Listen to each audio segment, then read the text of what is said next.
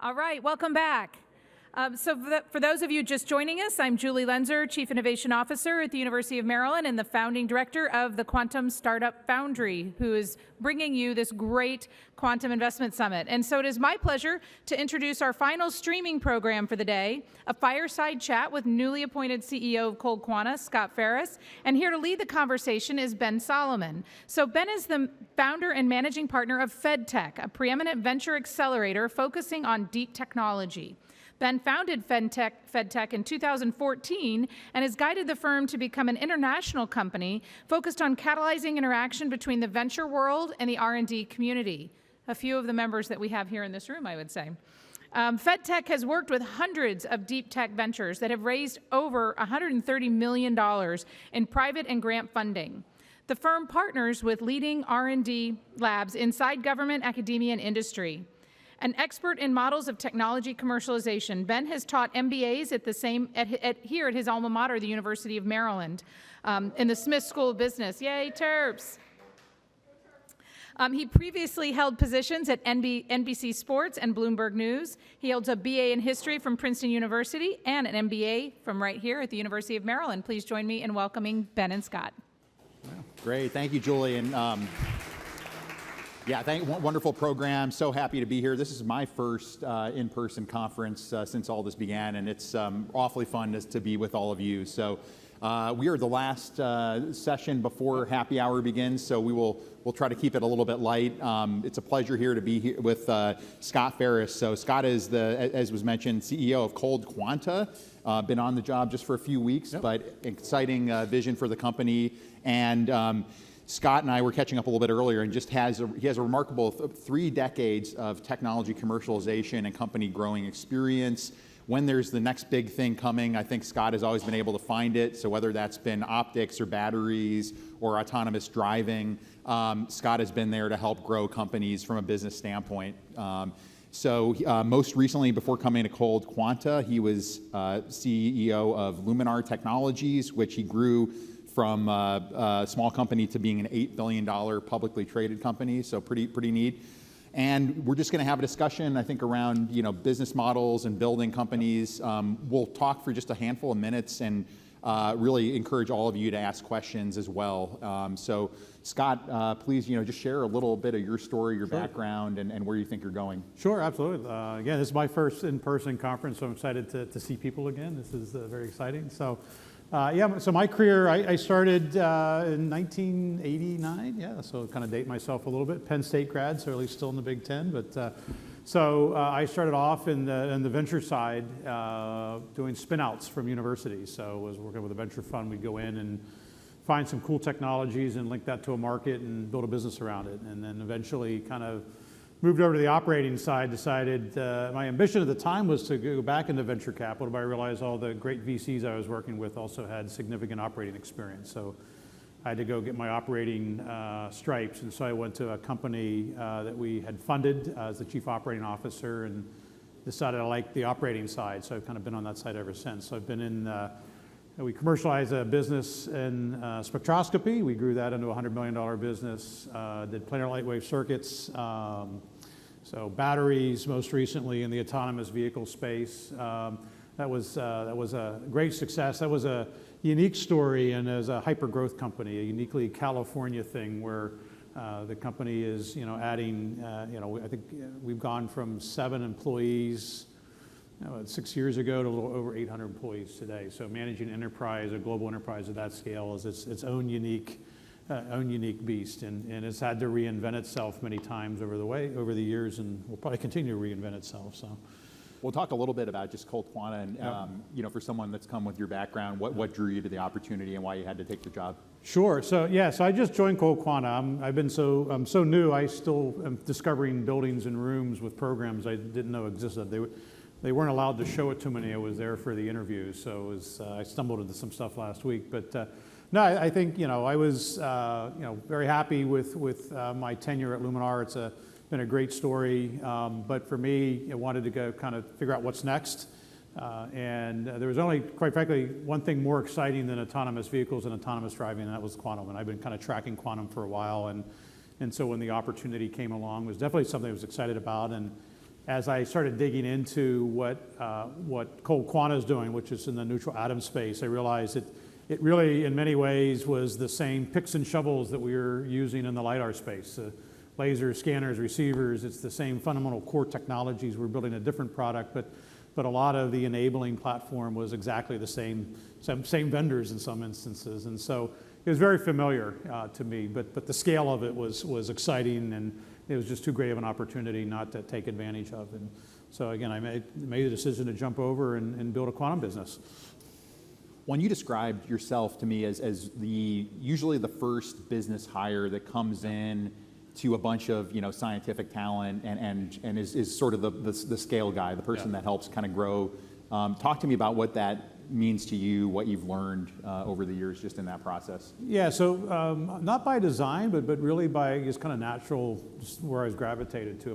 I've always been the first business guy in a business, and it's usually been with founders, whether they're faculty at universities or researchers at national labs or even research teams out of defense contractors. I've been kind of the first real business person, and I'm usually been dropped in by the investors to figure out how to take a really great idea and build a business around it. And there's a lot of challenges with that. Typically these businesses are very research focused, and don't necessarily have the commercial culture, don't have the product culture. And so a lot of it is building that culture in the business, but by frankly also being respectful to the founders. That's probably the most delicate part of this, is that the founders ultimately are entrusting me to take what has been their life's work and turn it into something meaningful and profitable. And that's a special opportunity and a responsibility that I don't take lightly. And it's some instances I've done exceptionally well, in some instances I've kind of fumbled the ball and learned and recovered, but there's a relationship that really is necessary to build with the founders and the investors, and in many cases to also be the bridge between the founders and investors, and kind of being a translator in some instances. The founders don't often really understand what the investors are trying to accomplish, and vice versa. So that's a kind of a special relationship that takes a long time to build. Yeah, I think, on that note, we have a handful of just awesome, fantastic companies here that have technical founders, and I'm curious if you were to provide just some guidance to the technical founders on when it makes sense to bring in outside, advice, whether it's from advisors or potentially, a first CEO hire. What's that tipping point? Is it dollars? Is it complexity? Well, one thing I would say is you should always be seeking perspective. I think you always want to have folks with relevant outside expertise. One of the most common mistakes, and I'm sure folks in this room have seen it, and I'm sure you've seen it, is just getting basic, professional services advice. So if you want advice on legal, find someone who actually understands the venture side of legal, not your general attorney that maybe have handled your real estate transactions or heaven forbid a divorce. So you want experts that are really relevant to what you need, but ultimately it comes a point in any business, if it's growing and being successful, where what I tell founders is there's a separation of roles, and that's a kind of an important moment in the evolution of a business, where you as a founder really have to take a step back and separate your role as a founder and a shareholder from your role as a manager. A lot of times I've worked with founders who have aspirations of being, Steve Jobs, or someone I've started the business, I grew the business, I took it public, I ran it for 15 years after taking it public, and I think I was telling you earlier, I had some graduate students run the statistics on that, and I think the short answer was you're more likely to be Tom Brady than you were to have that outcome. So that's a rare outcome to have that, but a lot of founders have that expectation. And so the conversation I often have is, when you have that moment as a shareholder versus a manager, you have to ask yourself, as a shareholder, am I the best person for this particular role in the company? And you have to be intellectually honest with yourself. And the answer is no. That's the moment where you really need to start bringing outside perspective and expertise in the business, because you want the business to be successful. You want your value in the business to be successful. And you've got to bring people in that can take those roles and functions and execute it. It's been one of the, I mentioned earlier, when we were kind of prepping for this, it's one of the things that as an accelerator, right, we get to see, dozens of companies every year, and it's the team dynamics of, how the initial founding team grows and brings in the right perspective to help, at the next phase is a continual challenge. I'm curious if you were to give advice to any of the technical founders here of how do you find your your business Yoda, so to speak. Like how do you find, him or her? How do you evaluate whether they're a good, fit to be helpful? I mean, you certainly someone has experience and a track record, but I also think you really need to look for somebody that you can work with in a trusted relationship. As I said a few minutes ago, this is a trusted relationship, and I think if that trust can be built, that handoff is a lot easier to do. And it's going to overcome the inevitable rough patches. There's going to be things that go wrong along the way, and there's going to be things that you don't necessarily see eye to eye on, and you've got to be able to work through those instances. And it's just more than even bringing in one executive. You have to do this across the entire executive team, and that's really gets real challenging, is that you now have 4 or 5 different perspectives that you as a founder have to be able to kind of navigate through. And again, there may not be consensus among the whole group, and so kind of building that relationship and finding the right personality. Culture fit, I'm sure you've all heard this before, but culture fit is everything. At Luminar, we've built and rebuilt executive teams over the last 6 years. And a lot of it is because the business has been growing so rapidly, we've had to continually up-level the leadership in the organization. But finding the right talent, I would say the folks that ultimately weren't successful in that system that we built were folks that didn't have the good cultural fit. They couldn't pivot when we needed to pivot, and they didn't have, in some cases, the right sense of humor. Sense of humor is really important in a growing business because there's a lot of stress, and you need to have a good sense of humor to get through that. Yeah. So shifting over a little bit to funding and kind of what you've experienced kind of in your career of building companies. So we see a lot of entrepreneurs that are very concerned to work directly with government, as a partner, a funding partner, because they don't want to become a government contractor. They don't want to have their product development constrained at all. ColdQuanta and then a lot of your previous companies have had a healthy dose of government, support in parallel with private funding. I'm curious, like, how you've thought about that balance, right? Of how do you leverage the best of government as an investor while also being able to move kind of at a commercial product development speed? Yeah, and that's actually something that we're really kind of sorting through in ColdQuanta right now. I mean, ColdQuanta has been around for 12, 13 years. We've attracted well over $50 million of government funding to do a lot of the foundational neutral atom work that we've done. And it's a big part of our business. We're doing about $9 to $10 million a year baseline funding with government funding for various programs. Yeah, and one of the questions that we have is this something that we continue to do? It's an engine for us in terms of core R&D. It's an engine for the industry. We enable a lot of our competitors and collaborators. We have we call picks and shovels part to our business. We sell cells. We sell a lot of basic components a lot of the other quantum companies need for their product. And again, so we have a very special position in the industry that was enabled by our government collaborators over the years, and that's certainly something we want to continue to support. So I think for us, we're finding a balance, being able to continue to do that.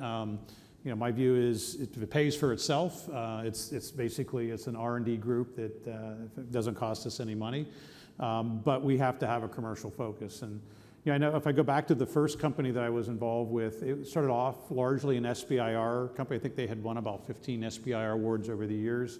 And we had looked around at a lot of companies that tried to go commercial after living off SBIR money, and virtually all of them failed. And so we made a pretty dramatic decision that we would just stop going after SBIRs. And we would completely live and die off of commercial sales. We wanted to be a commercial company, and we recognized culturally that if we always could fall back, well, we didn't make this happen, or we didn't make this happen. So, but we have the SBIR contracts coming in, so we'll figure out how to survive. We knew we couldn't build a commercial business out of it, so we went cold turkey. We stopped going after SBIRs.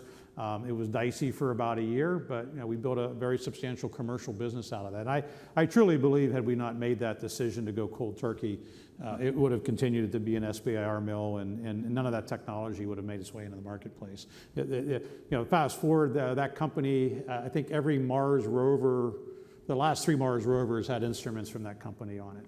So it's played a role in continued research, and I think almost every science lab I've ever been in has their instruments in it. So, well, it seems like we got to meet ColdQuanta through the FedTech Search program, which is an Army funding program, and we got to work with some of your team before you got there. And then there's a lot of, I think, kind of good funding opportunities out there that are not going to constrain you or but don't allow you to maybe get as fat and happy. Yeah. Well, and I think part of it is, and this is, I think we've heard a lot of this today, is a lot more collaboration as well. I think in the quantum space, obviously collaboration is the key to kind of uplifting the whole industry, but we're certainly going after more collaborative research projects where we have partners that are bringing other skill sets to the table. That'll allow us to continue to grow and support that business, but without having to go out and develop new skill sets. We can leverage others, and if those are skill sets we want to bring in, eventually we can find a way to do that. But again, I think I've charged the team to really go out and find those collaborative opportunities. Even with the parts business now, we're kind of changing that business model around to, it's not simply about selling glass cells to folks. It's, if someone's interested in a glass cell, we want to understand, okay, how do we build on that relationship? How do we leverage what you want to learn with what we're doing? We'll enable you with some of our technology, but we want to have a more meaningful partnership going forward. Well, and we're going to open it up, just so please get your questions ready. While we're doing that, though, let's talk to me a little bit, Scott, about deep tech investors. They're not plentiful necessarily. Those private investors that want to really work with the type of companies that you've built. How did you find them? How did you build relationships? How did you grow those relationships over time? That honestly, that's probably the toughest part of this. When we were doing the battery project, which was a spin out from 3 of the national labs, we did an analysis of all of the deep tech investors in the Valley, and funding a battery company is no small task. It's a lot of money, and we were talking about this at lunch today. And we started looking at, of all the funds that were actively investing, all the partners that understood deep tech, all the partners that were still active in the business, and all the partners that had enough gravitas to get a deal through. I think we came down to there were 7 people left in Silicon Valley that kind of met all those requirements. And so just to kind of quantify the scale of the problem, that's the scale of the problem is, and it's manifests itself. We were talking about this a little bit earlier. One of the things that concerns me about the quantum space is if I take a look back and I look at new industries or industry-defining opportunities, the United States doesn't necessarily have a great track record of capitalizing on what we do. Our current situation, if we go back to 2000 to 2003, Huawei was essentially built on the back of about 20 venture-backed companies that the venture industry basically fell out of favor with and were purchased. That really is the foundation of what our kind of Huawei was built around. So we lost 5G leadership over a decision in the venture industry from the early 2000s. Same thing happened in the battery industry in 2010, 2011, 2012. A lot of the really great battery chemistries that are being commercialized in China were developed in the United States in national research labs. Again, these were spun out as U.S. companies, deep tech companies that required significant investment. Investors lost patience, the investment dried up, and the technology was acquired and moved offshore. And so, one of the things that deeply concerns me about where we are right now is that we can't afford to do the same thing in quantum. That we have to have investors that understand that this is a long view, be able to invest over the long view. As a CEO, I have to figure out how to create revenue in the near term to show that we're making progress and the investment is worth it. But this isn't the software business. And the software players in this business aren't really going to figure out how to make money until we figure out the hardware side of the business. So that's the challenge. Yeah, interesting. Thank you. Yeah. Well, so just questions from the audience here.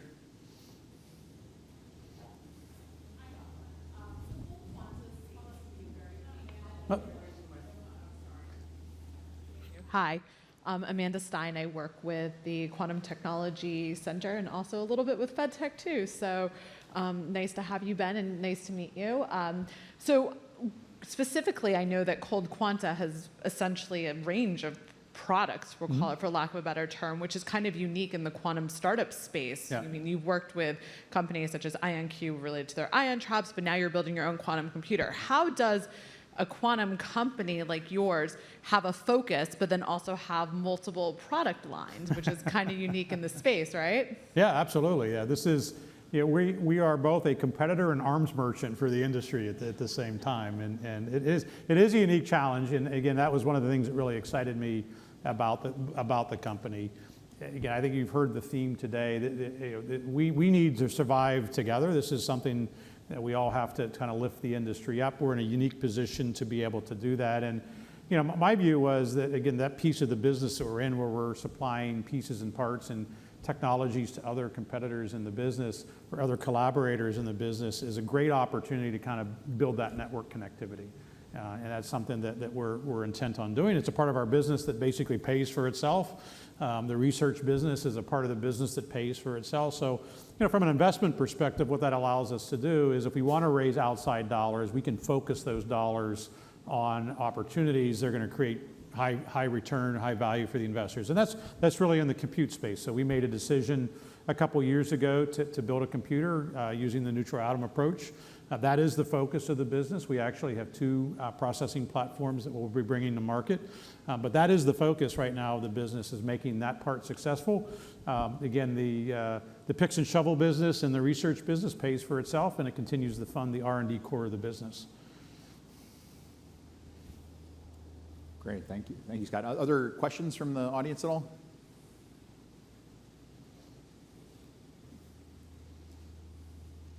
Hi, Scott. This is Alex Khan. And as you know, I've already used the Albert system at Harrisburg University. My question is, what is your plan to really make Bose-Einstein condensate, or the kind of quantum computers you're building, like with Lattice, more known in the educational areas, like high school students or graduate university students? Because unless they see this as an exciting thing, you're not going to get a lot of people adopting it. Yeah, no, so that's a great question. And actually, this ties into kind of a broader strategy, a multi-threaded issue and opportunity. Again, there's been a lot of conversation today about the lack of depth in the talent pool. Right? We're building a new industry. There's not a lot of people that are naturally there. This is one of the things that I found very interesting. This is the autonomous vehicle and LiDAR space was in the same situation, 5 or 6 years ago relative to perception engineers. There was a handful of perception engineers in the world that were worthwhile, and everyone was competing for them. And so we had to figure out how we grew the pool. So to your point, is one of the things that when we had Albert running, we were really amazed about the number of users that were students that effectively were playing on it. It was something we were doing in partnership with CU. That's something we will continue to do. We'll make time available on that so that we can continue to attract students to use and explore. One, it helps us build the talent pool for the industry, which is vitally important. 2, they're doing it on our platform, so hopefully they get excited about our platform. But yeah, I think that the thing that's most intriguing about this, and this is a lesson I learned in a previous business, the people playing on it in some cases don't necessarily have preconceived notions about how to do things. They're on there playing with it. They're going to discover. And they're going to probably discover ways to do things differently that existing industry wouldn't think of. And this is a lesson I learned early on. I was working with a medical device company, and we knew we needed to move quickly. And so we're going to 3D print everything. And so we hired traditional mechanical engineers that were used to making tooling for injection molding machines, and they were really struggling with it. And so I hired an ME from University of Central Florida as an intern. And long story short, within 6 months, he basically had taken over the whole program. We eliminated the MEs that we had brought on board. Some of these guys had 20, 30 years of experience. The student just intrinsically understood how to program and play with a 3D printer. And he was coming up with designs that our existing team could never come up with. And my takeaway from that was, if you're really exploiting a disruptive technology, don't necessarily look to leadership from the incumbents in the old way of doing things. It was really putting it in the hands of someone that was kind of a clean palette. They didn't know what to expect. They didn't know what to do. They just had the opportunity to play with it and learn with it. And through that discovery process, in this particular instance, he came up with some very disruptive and innovative designs for that medical device. So that's a theme I want to carry through here. We want to make these tools available for students to play with for discovery. Great question. Andre Koenig, I'm an investor in Quantum and chairman of One Quantum. Our logo is behind the salad as one of the QSF partners. This morning we talked about use cases and how there's a chicken and egg problem. Yep. We don't know yet what we don't know, and this $1 trillion opportunity, we need to make progress to find it. You talked a little bit about your near term and roadmap. Do you have a life and earth-changing vision as well? Yeah, look, I think, again, this is kind of more the same theme, is that, again, I think the analogy that works here is, again, what we've seen in the autonomous driving business, right? It was a chicken and egg issue for autonomous driving. And the lesson learned from that is ultimately the ability to increase the proficiency of the technology was directly related to just road time. The more miles that you had out learning, right? In this case, in the autonomous industry, it was seeing things, and it's translated into perception algorithms. And there were initial thoughts that the perception algorithms had to be extremely sophisticated. But what happened is that the machines need to be very sophisticated. What happened over time is the algorithms got simpler, the machines got a little more powerful, and there was an intersection. And this is, to some degree, what Tesla's been trying to leverage by getting as many cars on the road collecting data, what Waymo's been doing. And I really see the same thing happening here. This is about getting more people on machines, learning, more inexperienced users from different industries that don't necessarily have the experience playing with it, coupling those with people that know how to do this, and through that joint discovery process, again, I think you'll see the algorithms become more efficient. I think the threshold in terms of qubits will come down over time. But what that path looks like in time, I don't think anybody really knows. It's just we've got to get the tools out there and make it available for people to use, and then create a pathway to learn from them. And I think this is one of the things I really started to stress with our business, and go back to the picks and shovels business. Okay? We could sell some of these enabling components and get paid, and they go on and we don't know anything. That's not the business. We're not going to learn anything from that. We've got a lot of money invested in these core parts. We want to help people use them. Even if it's a competitor, we can do it in a way where we're learning together, where there's information coming back. What discoveries did you have? What did you do? So that we can take that to improve the hardware, we can improve the algorithms. It becomes a very virtuous environment. At some point, this will become competitive, but I think until we really get to that point, this is creating a virtuous environment where everybody's learning off of each other. It'll probably be that way for the next couple of years. The other thing is we talked about this, is really maintaining the relationships with academia. And I think that's an important part of this, is a lot of the enabling technology is coming from academia. And again, we're closely affiliated with 2 institutions. Again, we're using the picks and shovels business, as they call it, to expand our relationships with more and more academic research institutions on a global basis. A little bit on the theme of kind of partnership and what it means to be a good partner, and I think organizations like Quantum, what's happening here at University of Maryland and Quantum Startup Foundry are a big part of this.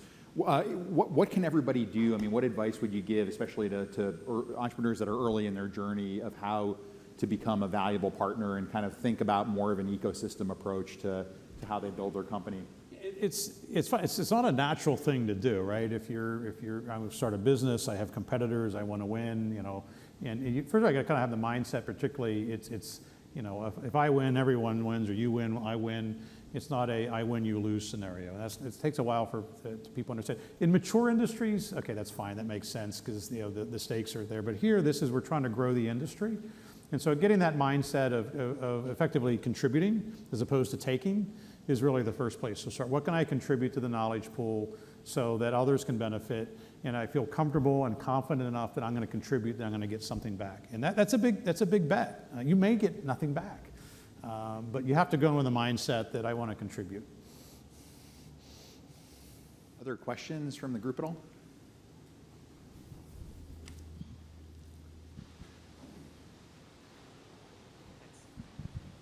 I'm David Hopper from MITRE. I know ColdQuanta also has some quantum sensing endeavors. How do you see the sort of difference in the industry verticals there between computing and sensing? Yeah, so this goes back to, so again, really the focus of the business now is on basically the processing platforms. We do have a portfolio of sensors. At a very high level, my view is that market on the compute and processing side is much more near term than sensing. Our strategy with the sensors is really to find the right partners that are ultimately the customers for those sensors, and then jointly develop those markets together. So we're not going to go out and pioneer the sensors for QPS or the quantum RF and all the other portfolio that we have. It's really to find the right industrial partners that are the users and work to collaborate with them to kind of build the use case for those sensors.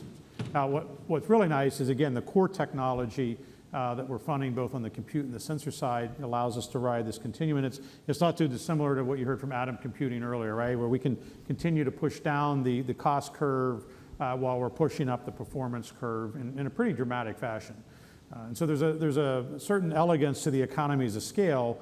Again, whether we're building a sensor or we're building a computer, the quantum core is exactly the same.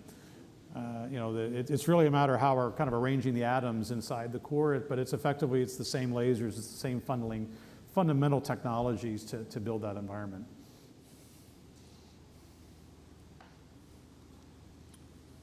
So I have another question. You described, it's interesting like that. You said we're in a race for quantum with kind of geopolitical consequences, right? And we're in DC here. I would be interested to hear your thoughts on like where you think this is going, what the government can particularly do to support the venture, industry in this space. Well, what would you like to avoid seeing? Well, obviously, regulation is bad.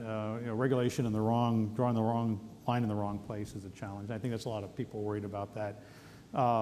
Again, it's rare that this is a once in 100, 200 year kind of opportunity where you get something to this scale that obviously is a large economic win. It's a large win relative to solving really hard problems that can improve the human state. And as a result, there's pretty big geopolitical consequences to kind of mastering that. And in any industry, it's to a larger degree about setting standards. So the countries that can go out and get ahead of this ultimately kind of put themselves in an enviable position where they have not only a technological lead, but from a commercial perspective, they effectively going to drive world standards. Again, this goes back to my comment earlier about, we were driving world standards for wireless and telecom until we made some poor decisions, 20 some years ago that we're now paying for. So, look, I think this is an important dialogue. This is something, again, where I think the industry needs to come together and work with the government to really make sure that everyone really understands what the implications are, understands the implications for making poor decisions relative to inhibiting the ability to export this technology on a global basis. If we're locked out of global markets, my view by default, the U.S. won't win because we can't get to scale. Other countries will get to scale, and again, we lose the right to kind of define standards on a global basis and get the economic consequences from that. I think someone asked me this question last week at the White House summit, and the short answer to the question ultimately is the government needs to be a customer. And going back to the sensor question earlier, there's been a lot of investment by the government to develop quantum sensor technology, but there's not a lot of purchasing. We need early adopters for the sensors to get them out in the field. It's the same, at least on the computer side, we're getting commercial engagement for use. We're getting people who are willing to be risk takers and spend time and playing on the machines and realizing they're not perfect and there's a long way to go. And that's the commercial engagement. We don't see that on the sensor side. We need the government to engage on the sensor side to do that. And the last piece is I think we need to, I'll make the statement, this is always controversial, but we need a tax environment that effectively gives investors incentive, unfortunately, to take a much longer perspective on the investment horizon for these deep tech technologies. That's tough to say. And so if we really want North American investors or U.S. investors to do that, we have to create an environment that's conducive to them to do that. Because foreign interests they're coming in with a very long perspective. That will come in, it'll take a 15 to 20 year view. And again, I go back to my comment earlier on the debacle we have with the telecom industry. That was a 20-year investment horizon. A bunch of tech companies were acquired in 2001, and it's just now really starting to monetize itself. Absolutely, yeah, thank you. Well, for a hair of audience participation here, I'm curious, so for those of you in the room here, raise your hand if you're on either your first venture or you haven't started a venture yet. Just really quickly. Okay, raise your hand if you've 2 or more ventures. Okay, good number. Okay. Awesome. I'm wondering, just Scott, when I look at your career, and again, I want to be you when I grow up in terms of starting and scaling all these deep tech companies. When you look back to the early part of your career, what do you wish you knew? And what advice would you give for some of the folks that raise their hand on the 0 to 1 ventures, like just from a broad standpoint? Yeah, I think part of it. So one thing I've really learned, and again, it kind of amplified itself in Luminar, was the importance of building the right culture in the business, but also understanding that culture needs to evolve as the business evolves. The culture can be a great cohesive factor. It also can basically be a blocker to growing the business. And as the business grows, and again, this is not unknown, as you get to 50 employees, 100 employees, 200 employees, the business changes very differently. And so you have to really build cultures that can scale across the business. And What have you seen without anything, revealing anything, even at those increments, what happens at 50, what happens at 100? well, at 50, I mean, this is the bane of the optics industry. The optics industry has lots and lots of 50-person companies run by brilliant PhDs.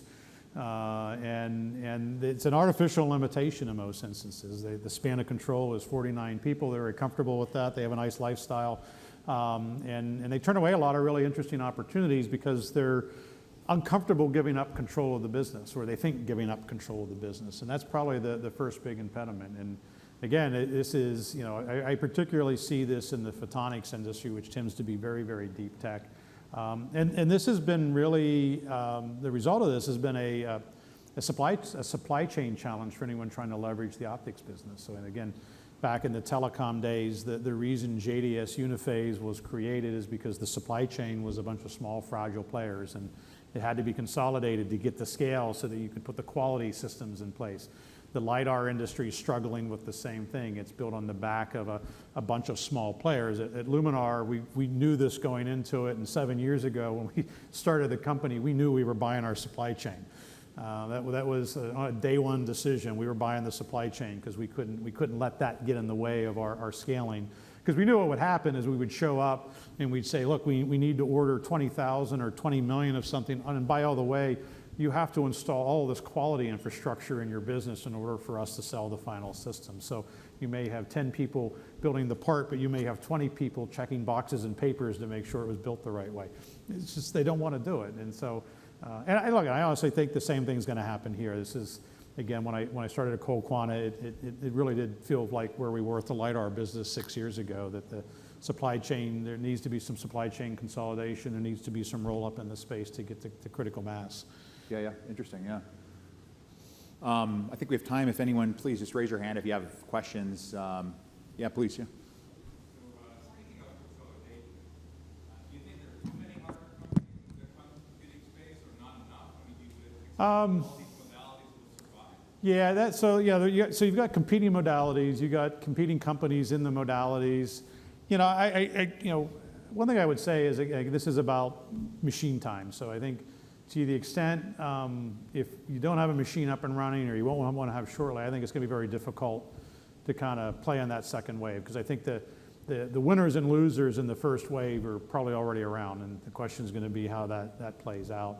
So I think in that regard, there's probably enough. You know, typically in any venture cycle, you get to about 50 companies. You don't want to be number one, you don't want to be number 50, right? So you want to be somewhere in between. That's usually somewhere in the middle, or those are the companies that ultimately succeed. If you're 50, you're too late. I don't know whether we don't need 50 quantum hardware companies. I think that's too many because it's too expensive and the talent pool is too small. I think that's the biggest risk here, is that, again, this is built upon an extremely small and fragile talent pool. And I think part of what will have to happen is scaling is going to be driven more by access to bright people, so that the industry can move a little bit quicker than it necessarily is around access to capital.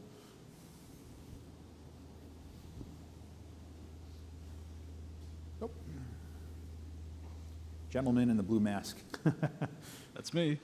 Phil from Direct Technologies. On the topic of consolidation, I was wondering, what's your take on the independence of software companies and hardware companies right now? Yeah, so I'm still forming my opinion on this, but I will say, by analogy, the way we built Luminar, and again, I do believe there's so many analogies to the LiDAR space in what we're doing here, it was tightly coupled. Yeah, we had a very substantial software team. It was interesting for the first 4 years when I was out on roadshow and trying to justify to investors why we had 45 people in the software organization and we're predominantly a hardware company. It was a tough sell.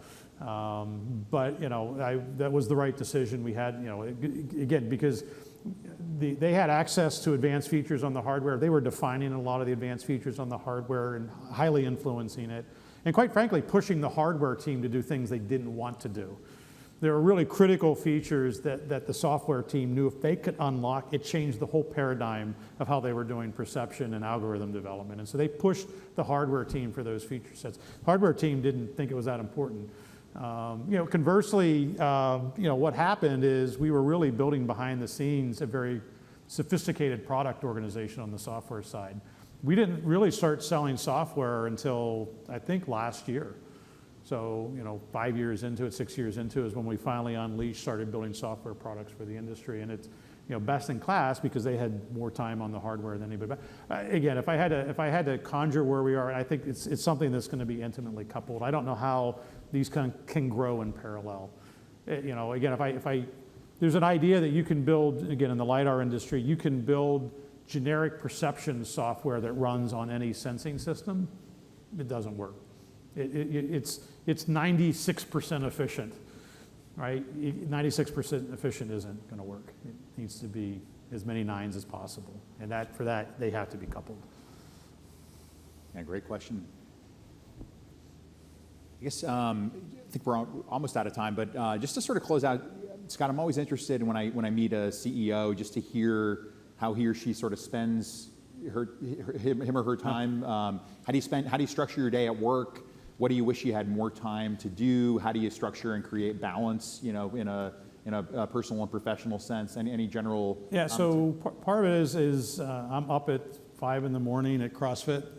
That's how I start my day, and usually get through emails before I getting to work isn't that hard right now. I walk down the hallway from my bedroom, but getting back to the office, it's really being efficient with time. Balance is difficult. I'm having to rediscover that again, going back into kind of the insane hours and travel of a startup. It was kind of getting used to the life at Luminar where, the schedule was very different. We had a very large organization, a lot of people working for me, so it wasn't nearly as critical I'd be everywhere. And in 3 weeks, I found I'm back to the old game. So I'm trying to find that balance again, much to my wife's chagrin. For me, a lot of it was, I was very involved with my kids' life, particularly we talk about their sports activities. So I spent 15 years coaching lacrosse, youth lacrosse, girls lacrosse, and coached 2 college lacrosse players. And so I just finished that. So now I'm back to trying to figure out what I do with all that time. So it's probably going to be building a quantum company. Yeah. So. Well, I think we are officially out of time, but I just want to thank Scott again. Really fantastic career. Yep. Good luck with the new company. Thank you. And thanks to Julie for having us here. Absolutely. Yeah, thanks. Yeah. Thanks, sir. Appreciate it. All right. Wow, what a first day. If I could develop a word cloud, I just finished an NLP class, so I'm into word clouds. I think some of the words I would come up with, well, of course, quantum and quantum computing and quantum sensing and quantum everything. But there were some other words that really struck me, like collaboration and ecosystem and partnerships, funding, of course, which brings us here, challenges, talent. Those would all be included. I think, but the biggest takeaway for me was the word change and the ability of quantum computing or quantum sensing and quantum everything to change the world. And it's going to be done by the folks in this room and online watching us. It's really a powerful thing.